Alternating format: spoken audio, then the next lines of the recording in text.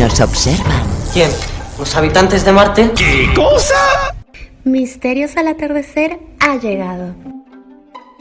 Bueno amigos, en esta ocasión, continuando con Misterios al Atardecer, tenemos a un invitado que ya ha estado anteriormente en el programa, ha estado hace algunos meses, en realidad ha estado 2 veces en el programa, contándonos sobre su trayectoria, la búsqueda, la caza, la investigación del misterio allá en España, sobre todo en el sur de España, en su natal Málaga y alrededores, y también sobre los libros, que él tiene varios en su haber. Es colaborador del programa, que aquí también lo conocemos porque llega por el cable, por la internet, Cuarto Milenio, y él es José Manuel Frías. Además, José Manuel Frías, que además también tiene su grupo musical. En una ocasión en el programa pasamos una canción ahí de su etapa de solista, fue una canción interesante y simpática de la que si él quiere también nos hablará un poco, y hasta nos entonará algo, quién sabe, no lo sé.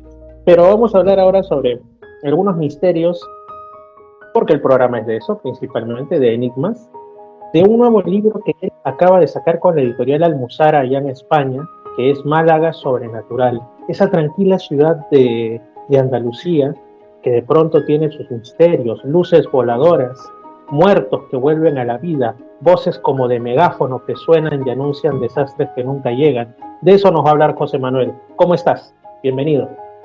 Pues nada, muy bien, contentísimo de estar contigo. Eres la primera persona, además, que me entrevista con relación a este libro, porque además salió de imprenta hace poquito. No lo tengo ni yo, con lo cual te agradezco muchísimo que me des voz para poder hablar de los casos que incluyo en esta nueva obra, que creo que es bastante interesante. Empecemos, bueno, tú también ya por ahí sacarás alguno más que quieras tratar. Empecemos por aquello que fue lo que me hizo, como se dice, parar la oreja cuando lo vi en tu Facebook. La referencia a unos muertos que volvieron a la vida, unos resucitados, ni más ni menos, fallecidos por una especie de, bueno, que va lamentablemente muy a tono con los tiempos actuales, ¿no? Por una enfermedad, por una especie de peste. ¿Cómo es esto? ¿Dónde ocurre? Bueno, en Málaga me imagino. ¿Cuándo? ¿Y cómo fue? Bueno, ocurre en Málaga capital, porque además este libro tiene la particularidad de que todos los casos son de Málaga capital y además casi todos de la zona centro. Pero fíjate, la génesis de este descubrimiento fue bastante curiosa. Yo hace muchos años que sigo un historiador que era del siglo XIX, Narciso Díaz de Escobar, un historiador que además me ha servido para nutrirme de muchos de mis libros, de historias que él recopilaba, de anotaciones, de efemérides. Él es, como digo, Narciso Díaz de Escobar y bueno, tiene un archivo tremendo que él coleccionó en vida de periódicos, sobre todo del siglo XIX, de su época, pero también de vez en cuando incluía crónicas un poquito más antiguas. Y bueno, resulta que un día, leyendo algunas de sus crónicas, me tropiezo con algo que no había visto nadie, que no había descubierto nadie hasta ese momento y que me dejó completamente alucinado. Resulta que en esa crónica, pues él hace referencia a un historiador mucho más antiguo, un historiador de mediados del siglo XVII, que es Juan Serrano de Vargas.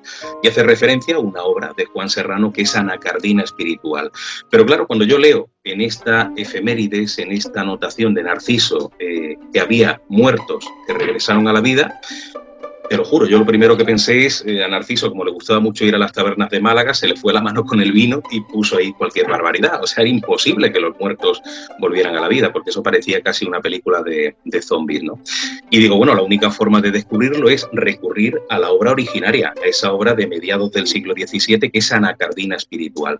Y bueno, consigo finalmente la obra, que además es un manuscrito escrito en castellano antiguo, o sea, una cosa que me llevó muchísimo tiempo el poder casi traducirlo, porque visualmente era muy complicado. Y me llevó la sorpresa de que este importante historiador del siglo XVII, en una obra que además es una obra seria, no estamos hablando de un libro en el que se gastaran precisamente bromas. Anacardina espiritual es una obra bastante bien sustentada en documentos, en testimonios y bueno, la propia visión de Juan Serrano.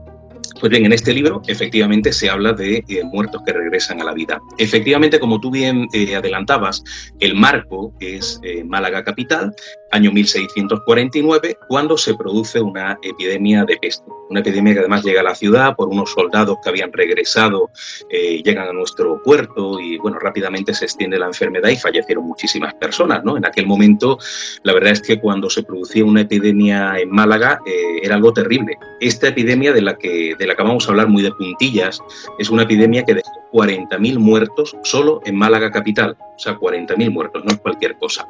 Con lo cual, lo que hicieron durante esa epidemia es lo que se solía hacer casi siempre: el saneamiento de las calles, el erigir hospitales de campaña para poder acoger a todos los enfermos, ¿no? Los hospitales estaban saturados, y luego, pues, o bien levantar tiras con los cadáveres o incluso el llevarlos al cementerio y cubrirlos de cal viva para que rápidamente desaparecieran los cuerpos y no se extendiera la enfermedad a la gente que estaba sana, ¿no? Pues ya de por sí, esa epidemia, por lo que comenta Juan Serrano, esa epidemia de peste tenía que ser una cepa que provocaba anomalías en el cerebro. Yo no sé si aquí está la clave de lo que vamos a contar luego, pero imagínate, en esa crónica que hace Juan Serrano de Vargas, pues él habla de gente que estaba enferma de la peste, que salía a pasear por la calle y que de pronto se ponían a gritar, se ponían a cantar, a saltar, se subían en lo alto de un árbol y se tiraban de cabeza, hacían cosas muy raras, ¿no? Se ve que afectaba a nivel, como digo, cerebral. Pero claro, lo que ya es absolutamente asombroso son historias de personas que, como digo, regresaron a la vida. Hay un caso muy curioso, porque tiene que ver precisamente con un enfermo de peste que se ve que le había afectado a sus capacidades mentales. Él estaba dentro de uno de esos hospitales de campaña y en mitad del patio había un muerto, uno de los muchos muertos de peste, que estaba a la espera de ser trasladado al cementerio, o bien para ser quemado o bien para ser cubierto de cal. Y de pronto este enfermo se ve que por esa dolencia a nivel, vamos a decir, mental o cerebral, le hizo ver en el muerto a un caballo. O sea, él se pensaba que era un caballo suyo, y de hecho en ese momento el enfermo coge una vara que hay en el suelo, se va para el muerto, se pone a decir: he encontrado mi caballo, he encontrado mi jumento, y se pone a pegarle palos al muerto. Bueno, hasta ahí la cosa curiosa, pero lo realmente sorprendente es que el muerto se levanta y sale corriendo. Claro, ¿cómo te explicas eso? Pues bien, esto, como digo, no está contado en un libro de humor, de corte de humor, sino que es un libro completamente serio, y que todo lo que cuenta Juan Serrano de Vargas eran cosas que él mismo contempló o que contemplaron contemporáneos suyos. Pero luego se han dado muchos otros casos. Hay uno que, si luego tenemos tiempo, te contaré, que tiene casi tintes de humor dentro de la tragedia, pero ese, si te parece, lo vamos a dejar para el final. Decirte, por ejemplo, que se han dado casos de personas que han fallecido no una vez, sino incluso 2 veces, ¿no? Tenemos el caso de un señor, lo comenta Juan Serrano de Vargas en su crónica, que fallece, es trasladado al cementerio para ser cubierto de cal al día siguiente, pero resulta que a la mañana siguiente, cuando van al cementerio, el muerto ya no está. Lo buscan en su casa y estaba allí tranquilamente. Pero no quiero decir que estuviera allí en un estado vegetativo, el hombre estaba bien, había regresado a la vida, pero lo curioso es que a los pocos días vuelve a fallecer, se vuelve a trasladar al cementerio, y a la mañana siguiente estaba de nuevo en su casa. Y fíjate, para que veas... El hombre que no quería morir, el hombre que se resistía a la muerte. Bueno, pues, exactamente, parece que no estaba conforme con estar muerto. Hay incluso una crónica de un chico gitano que llega a fallecer en 3 ocasiones. O sea, las 3 ocasiones es trasladado al cementerio, en 2 de ellas parece que regresa o al hogar o se lo encuentran caminando por la calle, pero incluso en la última resurrección, entre comillas, estaba bailando encima de los muertos en el cementerio. Se lo encontraron allí dando saltos por encima de los muertos. Pero para que veas que esto no puede ser... no sé, podría ser una catalepsia, no lo sé, ¿no? Pero hay datos que parecen indicar que la cosa va un poquito más allá. Hay un caso que es asombroso. Un señor que fallece, se lo llevan al cementerio, lo cubren de cal viva. O sea, tú sabes lo que es la cal viva, que es que se come rápidamente al cuerpo. Y resulta que a la mañana siguiente el muerto ha desaparecido y se lo encuentran en la casa, completamente quemado, evidentemente. Ya, de hecho, las cejas y el pelo no le creció más durante el resto de su vida, pero el hombre había resucitado y había estado toda la noche en cal viva. Más allá, podemos ir incluso al punto de personas que habían fallecido por culpa de la peste, pero que el cuerpo ya había entrado en estado de descomposición, o sea, se caía a pedazos y resucitan. Claro, aquí el pensar que pueda ser catalepsia es un poco más complicado, ¿no? Y sí es cierto que pues este tipo de historias pueden parecer incluso un poco hilarantes, porque dentro del misterio es que yo creo que es tan surrealista que a veces nos despiertan una sonrisa. Hay un caso, por ejemplo, de una señora Bueno, más que una sonrisa, yo creo que contemplar esta escena tiene que ser también terrible, ¿no? Una señora mayor, una anciana, que fallece, es trasladada al cementerio, la ponen junto al resto de cadáveres en una especie de montaña para levantar también una pira al día siguiente.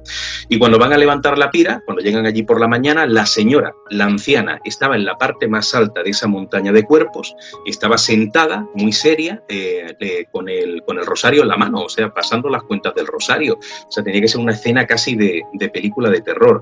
Y hay un caso que te quiero contar, te lo adelantaba antes, tiene casi tintes de película de humor, pero la historia tuvo que ser impresionante en su momento. Hay un señor que lo ingresan en el hospital porque estaba afectado de la peste. Y bueno, finalmente fallece. Le ponen el traje, o sea, lo amortajan con una especie de hábito con el que iba a ser trasladado al cementerio. Y fíjate qué curioso, el mismo día que este hombre muere, su esposa se entera y se casa ese mismo día con otro hombre. Con lo cual podemos entender que esta señora pues tenía una relación extramatrimonial y justo en el momento en el que sabe que su marido ha muerto, aprovecha para casarse de nuevo. Bueno, se produce un gran apuro que la premiaba, definitivamente. Parece que muy apurada, la verdad que sí que estaba la señora, ¿no? Bueno, se casan en el templo, en la iglesia, y luego deciden hacer el convite en la vivienda familiar de la mujer. Por lo tanto, asisten invitados de esta señora, de esta viuda que acaba de contraer matrimonio, e invitados también del nuevo novio. Bueno, están allí comiendo en mitad de la noche y pegan en la puerta. Bueno, ¿te imaginas quién era? Era el muerto. O sea, el muerto aparece en la puerta con el traje de amortajado, se había escapado del mortuorio del cementerio, pero además aparece con sus capacidades mentales completamente normales. O sea, él se va para su esposa y le pregunta qué es lo que ha pasado. El nuevo novio de la mujer sale corriendo con los invitados, por lo cual parece casi una escena de película de humor.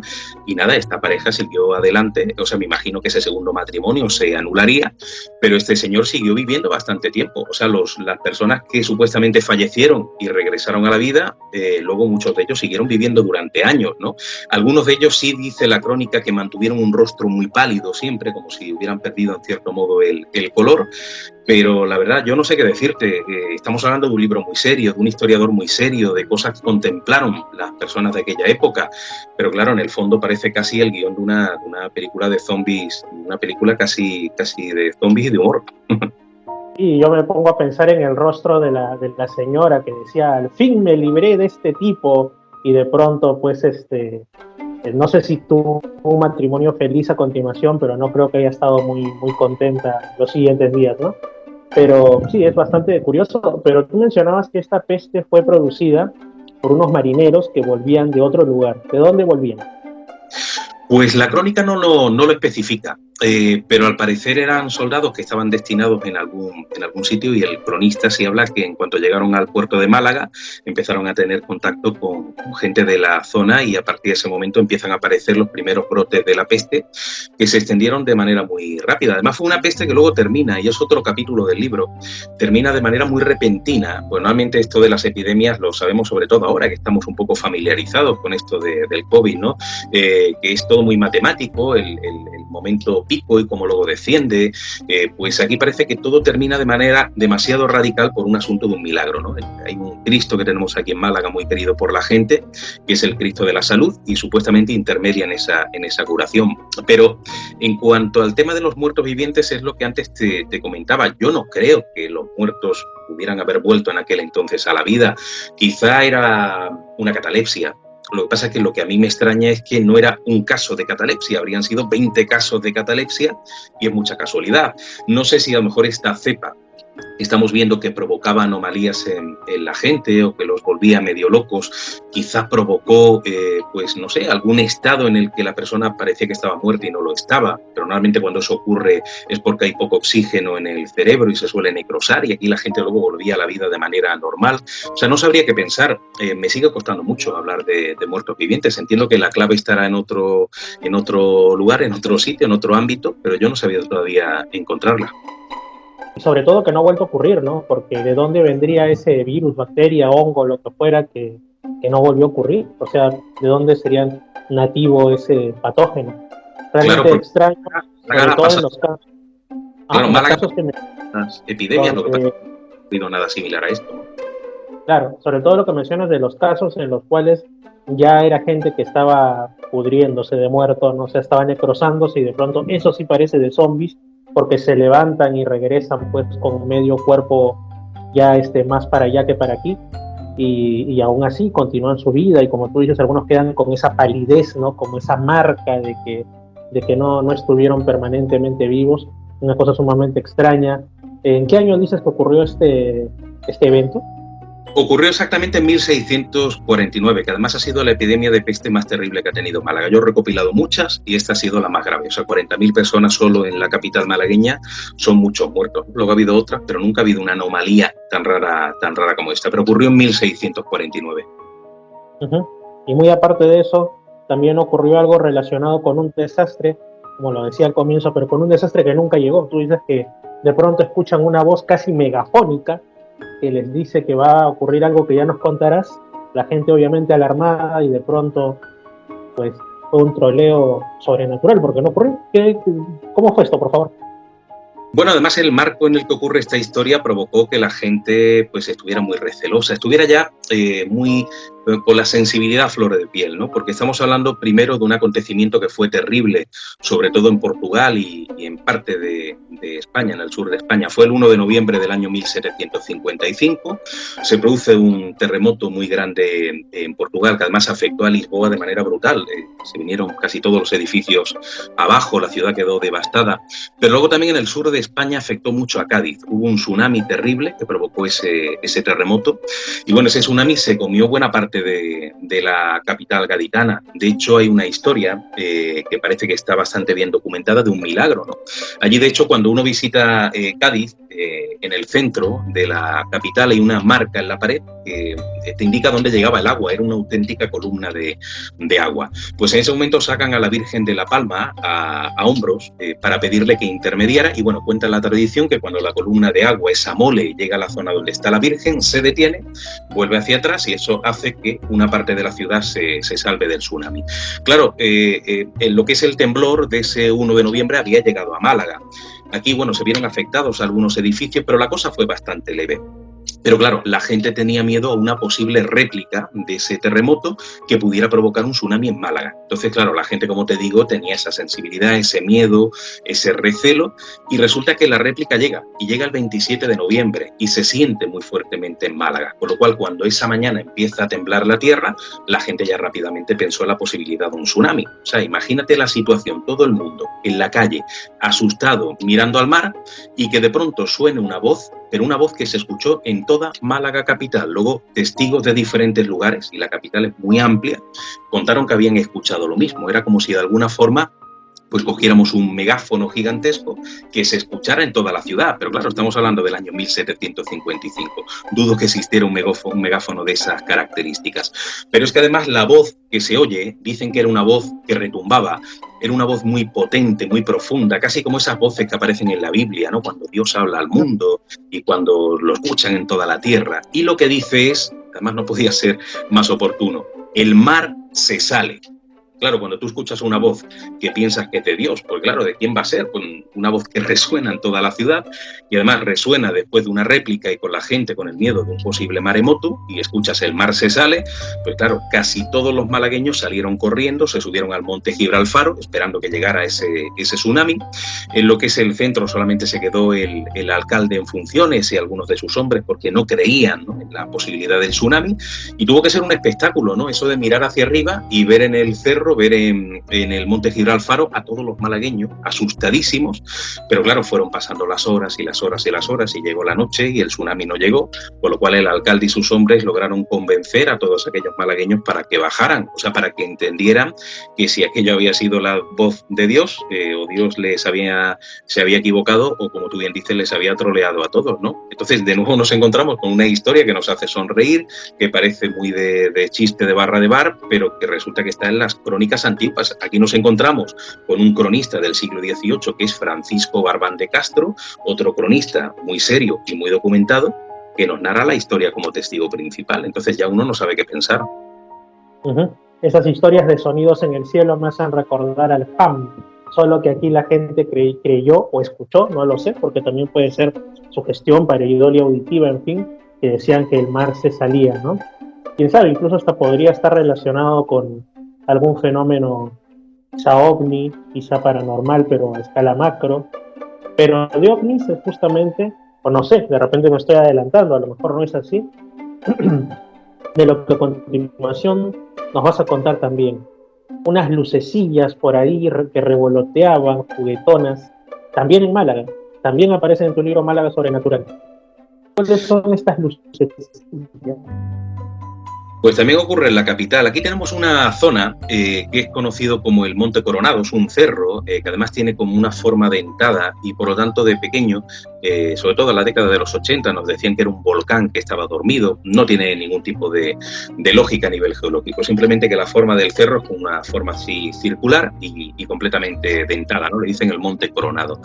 Claro, la gente que hoy día pasa por allí no sabe que aquel lugar tuvo una importancia histórica tremenda. Hoy es un cerro a las afueras, pero resulta que a principios del siglo IV los primeros cristianos se ocultaron en aquellos, no conductos, pero sí refugios, huyendo de las legiones romanas, ¿no? Y concretamente en junio del año 303 pues se hizo una redada de la época y consiguieron las legiones romanas detener a todos los cristianos que estaban allí escondidos, ¿no? El caso es que entre ellos había una pareja, Ciriaco y Paula, que se convertiría mucho tiempo después en los patrones de Málaga, San Ciriaco y Santa Paula. Bueno, cuando son todos sacados de aquellos refugios, se les da la oportunidad, se solía hacer en aquella época, de sobrevivir, de mantener la vida si renegaban de su fe. Bueno, muchos lo hicieron, me imagino que de cara a la galería, simplemente por salvar la vida, y luego cada uno aquí dentro tiene la religión y la idea que quiera. Pero parece que Ciriaco y Paula, esta pareja, eran muy orgullosos en ese sentido y dijeron: no, nosotros no vamos a renegar de nuestra fe. Y por lo tanto el gobernador decide que esta pareja fallezca de una manera que es terrible, o sea, que sean ajusticiados o asesinados de un modo que lamentablemente todavía en algún que otro rincón del planeta se lleva a cabo, que es por medio de lapidación. O sea, imagínate, ¿no? Morir apedreado.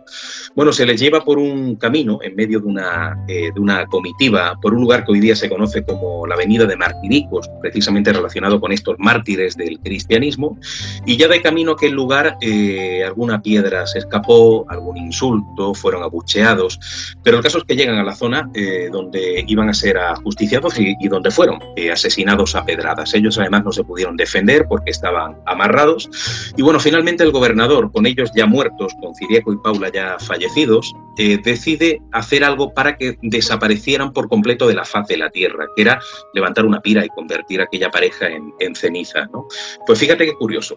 Dicen las crónicas que en un día completamente despejado, o sea, no había una sola nube en el cielo, se pone a esta pareja en la pira y cuando se va a encender la pira empiezan a aparecer unos nubarrones tremendos, oscurísimos, enormes, que sueltan tal cantidad de agua que incluso las legiones romanas y la gente que estaba allí presente tuvieron todos que salir corriendo para resguardarse. O sea, era una lluvia tremenda, era una cortina de agua absoluta. Momento que aprovecharon los cristianos, algunos cristianos, ¿no?, para rescatar los cadáveres de Ciriaco y de Paula y escondernos en una zona de Málaga que todavía se desconoce. O sea, no se sabe dónde están Ciriaco y Paula, pero se sospecha que están en un lugar que es conocido como el Arroyo de los Ángeles. ¿Por qué?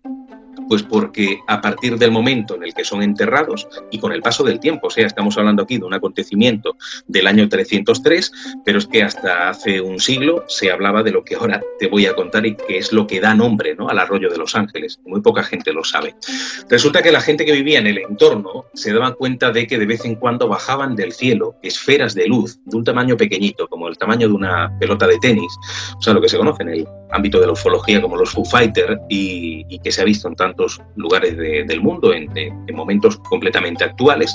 Y bueno, esas esferitas bajaban y danzaban por una zona concreta. Como la gente no entendía de ufología, no existía la ufología, es una materia en pañales, es muy reciente, y la gente además era muy fervorosa, muy creyente en aquella época, muy aferrada a la religiosidad, creían que esas luces que bajaban del cielo eran señales de Dios ante la presencia de santos mártires enterrados.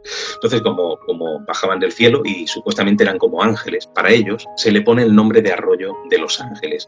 Pero es más, todavía se supone, se sospecha sospecha que estaban marcando la coordenada donde estaban enterrados Ciriaco y Paula, pero nunca se ha encontrado. Date cuenta que el arroyo de Los Ángeles es muy grande, pero te puedo decir que ha habido épocas en las cuales, y hablamos de hace 2 siglos, aproximadamente siglo y medio, el ayuntamiento con dinero público ha excavado en la zona, se ha gastado ingentes cantidades de dinero para intentar localizar los cuerpos de los santos mártires, ¿no? Nunca se consiguió, hay quien piensa que siguen estando ahí enterrados, pero ellos fueron convertidos, eso sí, en San Ciriaco y Santa Paula, que son hoy día los patronos de Málaga.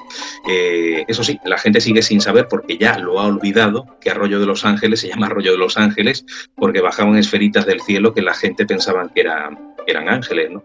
Con lo cual es una historia curiosa que mezcla, combina lo que es el ámbito de la religiosidad popular con el ámbito de la ufología que tanto nos gusta a ti y a mí. Así es. ¿Y en Málaga hay alguna otra zona donde haya habido este tipo de fenomenología, estas lucecitas que algunos le llaman caneplas, los más le llaman Foo Fighters, y revolotean juguetonas en los más variados lugares, y que con un entrevistado que tuve hace unas semanas hasta se te aparecen en los caminos como si te observaran, que tienen un comportamiento aparentemente inteligente? ¿Y en Málaga ha habido otros lugares con casuística de este tipo? Sí, se han dado caso. Yo descubrí hace muchos años, no sé si alguna vez lo he hablado contigo, un manuscrito del siglo XVIII que fue escrito a petición del Vaticano, porque resulta que en una ciudad que es Vélez Málaga, está en la zona de la Axarquía, en la zona este de Málaga, se veían tantas luces en aquel siglo XVIII en el cielo que la gente de aquel entonces pensaba que eran luces relacionadas con Dios y con los santos mártires y todo esto, ¿no? Pues el caso es que piden hacer un libro donde se recopile toda esa clase de historias, con lo cual, sin saberlo, la Iglesia Católica estaba escribiendo el primer protomanual de ufología de la historia. O sea, yo no he conocido nada más antiguo en ese sentido, salvo los libros sagrados y demás, ¿no? Pues sí es cierto que en ese libro pues se habla de, no tanto, también se habla de esferas, ¿no? de Foo Fighter, pero se habla de otro tipo de fenómenos que hoy día lo contemplamos desde el prisma de la ufología y nos damos cuenta de que son ovnis. Otra cosa es el origen que tenga, pero que en aquel entonces se pensaba que eran fenómenos puramente religiosos. Por ejemplo, algo muy habitual que aparece en ese libro, que es conocido como la Sexitana, el nombre completo es más largo, es Historia Sexitana de la Antigüedad y Grandeza de la Ciudad de Málaga, ¿no? Y se habla de luces triangulares.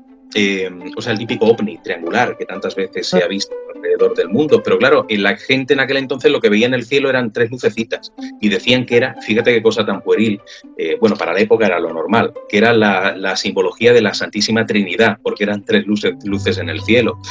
Se veían naves nodrizas, ¿no? Un objeto alargado, blanquecino, del que salían esferitas más pequeñas del mismo color y de la misma consistencia. Pues en ese libro se representa, porque la gente, bueno, miraba para arriba y veía esa cosa alargada, pensaba que era una vela gigantesca, una representación de una vela. Entonces en el libro se habla de que era una gran vela en el cielo, de la cual chorreaba cera, porque veían la vela y veían las bolitas que salían al exterior y pensaban que era cera que surgía de la vela. O sea, fíjate, un fenómeno ufológico, como es una nave nodriza reconvertido en religiosidad popular, ¿no?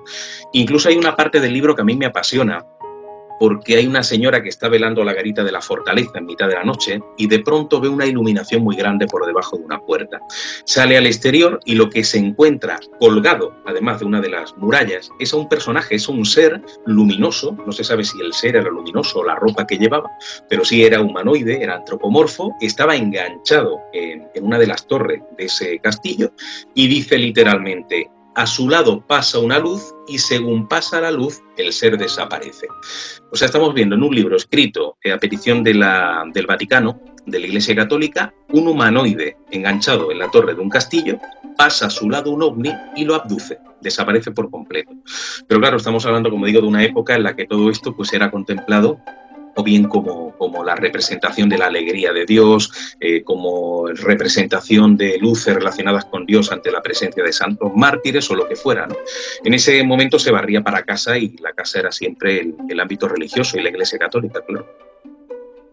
¿En qué año ocurrió esto último que comentas, este texto de la no me acuerdo el nombre ya? Es del siglo XVIII, no recuerdo el año exacto, creo que era 1700, 58 o 59, y el nombre largo, por si alguien lo quiere buscar, porque además en su momento, para yo poder analizar ese manuscrito, que solamente hay uno en todo el mundo, existieron en su momento varios, pero se perdieron, estaba tan estropeado que me dijeron que para yo poder investigarlo tenía que costear una microfilmación, porque tú tocabas el libro y se te quedaba en las manos.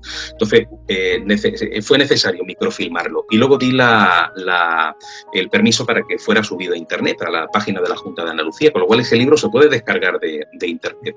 El nombre popular es La Sexitana. El nombre completo, Historia Sexitana de la Antigüedad y Grandeza de la ciudad de Vélez. Y para mí es una auténtica joya para los amantes de la ufología. Es una ufología encubierta con el ámbito religioso, pero es absolutamente apasionante, y me lo encontré de casualidad, como pasan siempre las grandes cosas. José Manuel, ¿cómo podemos encontrar tu excelente libro, tu libro más reciente, La Málaga Sobrenatural?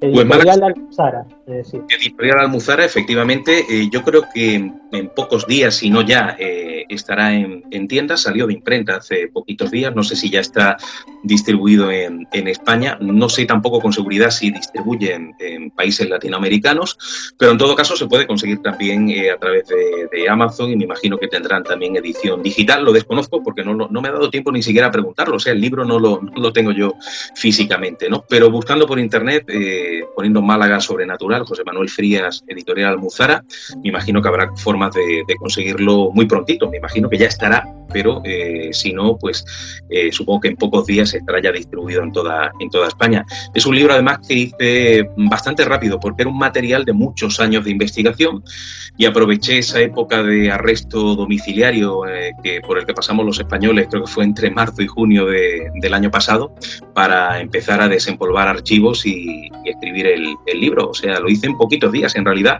pero como te digo, con un material de 20 y tantos años de trabajo.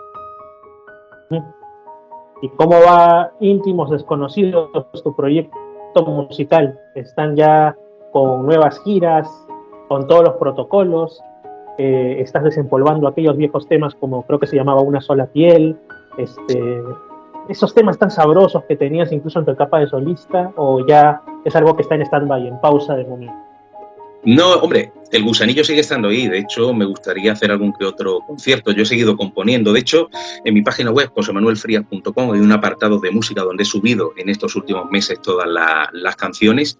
Y además, durante el confinamiento también estuve componiendo música. Hice un poquito de todo. A la gente le dio por fabricar pasteles y engordar y esas cosas. Y yo perdí 10 kilos y me harté de escribir. O sea, yo siempre voy a contracorriente, ¿no?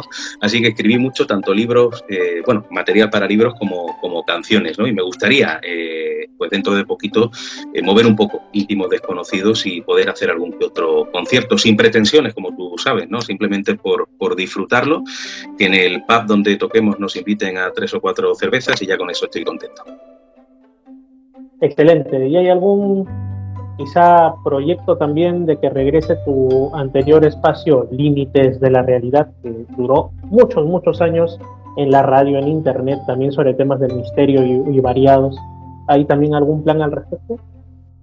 Ahora mismo no, la verdad es que tuvo 25 años en antena, creo que ha sido el programa de radio más longevo, pero luego lo dejé porque perdí un poquito la ilusión por la radio y me entró la ilusión por otras cosas. Yo me muevo muy por racha, por ilusiones, ¿no? Entonces estoy convencido de que algún día recuperaré la ilusión por la radio y la retomaré. Lo que pasa es que de momento estoy sobre todo muy inmerso en el aspecto literario, estoy retomando investigaciones y como que la cabeza la tengo en otro lugar, con lo cual ahora mismo no es mi deseo el volver a la radio, pero estoy seguro que algún día regresará, ¿no? Estos son como olas, de vez en cuando vienen, luego se van y seguro, ¿no? La radio es un medio que me encanta, pero la literatura me tira más y ahora estoy más centrado sobre todo en eso, en seguir escribiendo.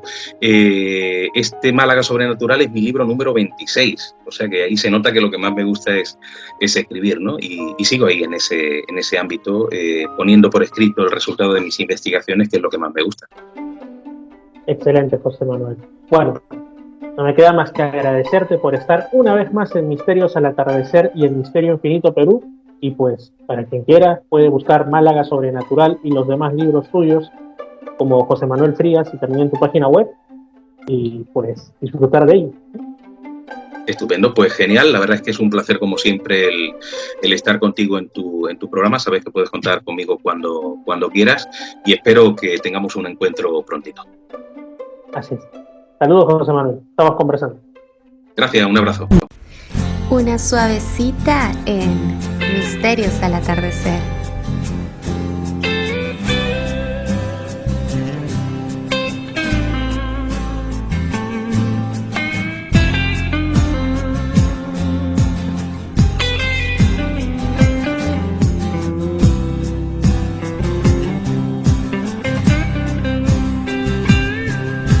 Invítame a vivir una locura, hagamos el amor en cualquier rincón. No importa que haya luz o que sea oscuras, lo único importante somos tú y yo. Abrígame en silencio contra tu pecho, sobran las palabras una noche así. Descubre sin temor mis pensamientos, verás que en mi interior solo te sueño a ti. Desnúdame sin miedo, yo te desnudaré, que no existan barreras entre los dos. Unamos nuestros cuerpos como si fueran una sola piel, amándonos, besándonos hasta el amanecer. ¿Quién podrá parar esta función de cuerpos que bailan sin condición? ¿Quién podrá parar esta canción si no existen barreras, no existen fronteras? ¿Quién podrá parar esta función? ¿Quién podrá? ¿Quién será capaz? ¿Quién podrá parar esta canción? ¿Quién podrá? Oh, dímelo.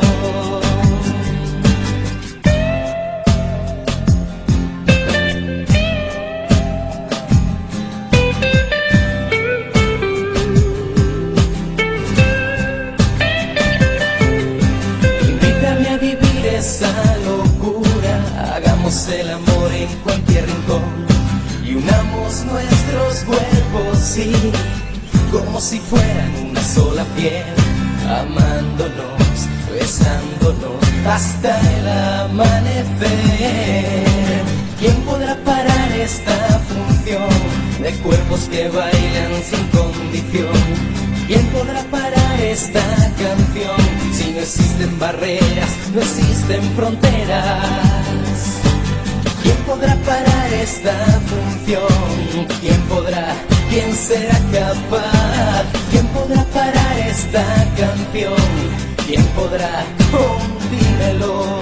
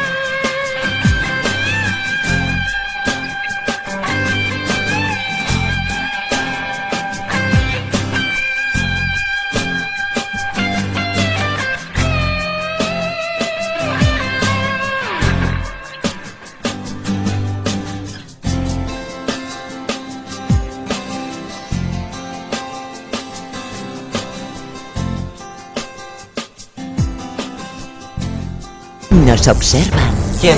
¿Los habitantes de Marte? ¿Qué cosa? Misterios al atardecer ha llegado.